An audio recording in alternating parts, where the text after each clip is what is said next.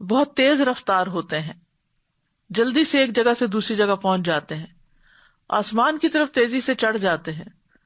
ان کو کئی فنون بھی آتے ہیں، جیسے سلیمان علیہ السلام نے ان سے تعمیرات کا اور آلات بنانے کا کام لیا تھا۔ پھر انہیں مختلف شکلیں اختیار کرنے پر بھی قدرت حاصل ہوتی ہے، جیسے شیطان انسان کی شکل بھی اختیار کر لیتے ہیں بعض اوقات، اور جانوروں کی صورت بھی۔ انسان کے جسم میں شیطان خون کی طرح جاری ہوتا ہے، یعنی ساتھ ساتھ اس میں دوڑ رہا ہوتا ہے۔ پھر جنات کے کچھ کمزور پہلو بھی ہیں، اور وہ کیا ہیں کہ شیطان کی چال کمزور ہے۔ پھر نیک بندوں پر شیطان کا تسلط نہیں۔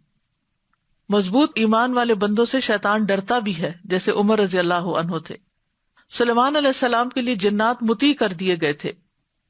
جنات معجزات نہیں لا سکتے، یعنی پیغمبروں کے معجزات نہیں دہرا سکتے، خواب میں نبی صلی اللہ علیہ وسلم کی صورت اختیار نہیں کر سکتے، آسمان و زمین کی ایک حد تک پہنچ کر رک جاتے ہیں، بند دروازے نہیں کھول سکتے۔